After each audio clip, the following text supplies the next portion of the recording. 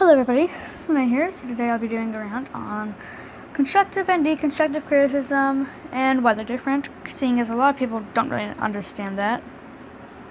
So let's get started on the rant. So deconstructive criticism, what is it? So deconstructive criticism is basically either, from my knowledge, it's either discouraging someone from drawing or just overall telling them your art sucks and that you should stop drawing. Constructive criticism is more like, hey, you should try doing this to help you improve. Seeing as a lot of people have been hating, you should do that to improve. Why I prefer constructive criticism over deconstructive criticism is I have known a lot of people who have gotten really bad and sometimes not so bad as just deconstructive criticism, but it was to the point where they actually stopped drawing, and it was really had a lot of devastating effects. And I've seen people going around on YouTube videos of beginner animators and saying cringe or putting them in cringe comps, which I'll do a rant on cringe comps and why some of them are bad and some of them are good. But basically, in my opinion, just this deconstructive criticism is just horrible, and think about it, everyone has the potential to improve. Take me, for example. I used to just draw terrible. If you look at my art now, which you can find on my sketch page at at Sany Skele, or you can also find it on Hello Pet at my Hello Pet account, which I changed the name so many times. But you can also find it under the tag on Hello Pet called #SanyDoodles or #SanyDoesDigitalArt. And you can see the improvement over the past few years, like from 2016 up to now.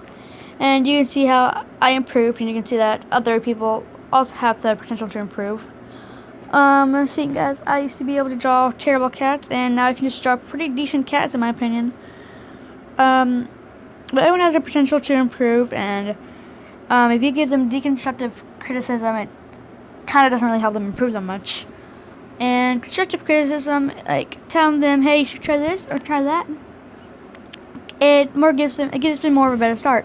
Like, for instance, there's this user on HelpPet, and I will not give out her name on HelpPet because it's kind of it's personal information somewhat.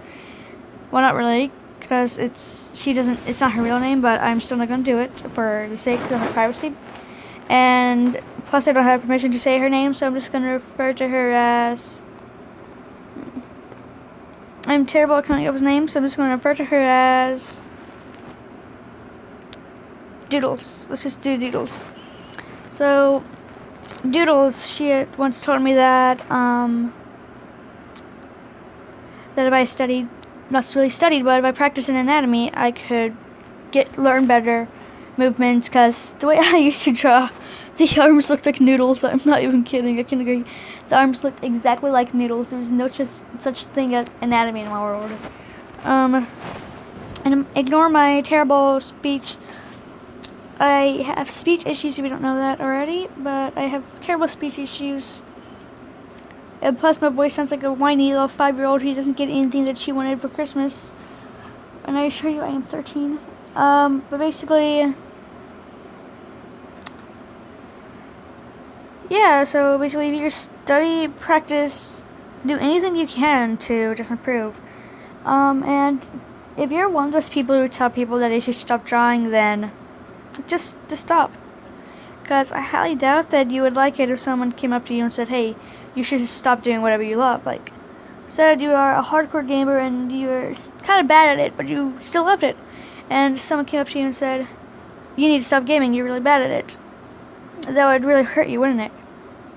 So think about what you say to others, and think about what you would do how you would feel if it was you and someone told you that about something that you loved. Like, for example, another example is you love to read and you also like to read graphic novels, but this one person comes up to you and says, you should stop reading graphic novels, or you should stop reading period, or you should stop reading chapter books.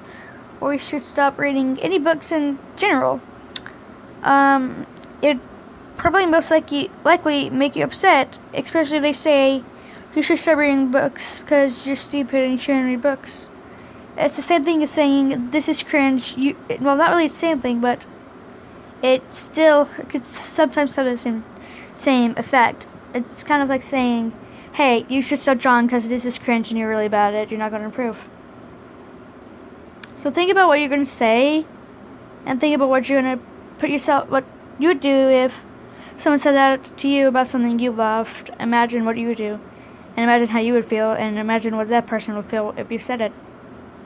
I know it's very rare that a lot of people will actually listen to this, because I'm just a 13-year-old just ranting on like an idiot.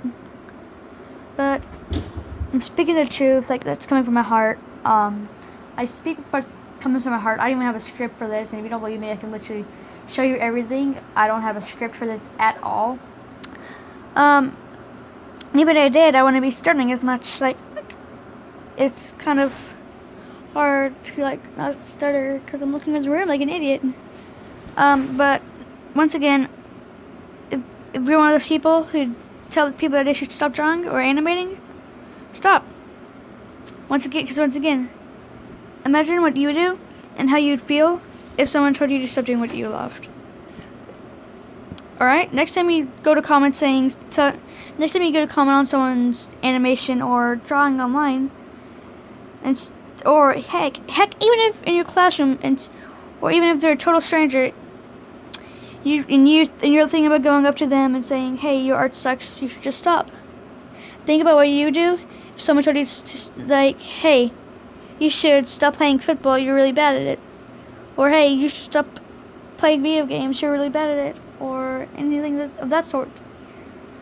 And basically for the people who are out there still beginner artists, like me, I recommend, if you don't really use anatomy, I recommend you look up on how to use anatomy.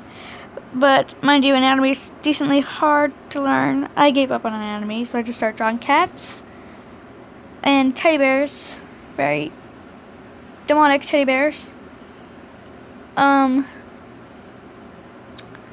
And another word of advice is just never give up. It's your life, your dream.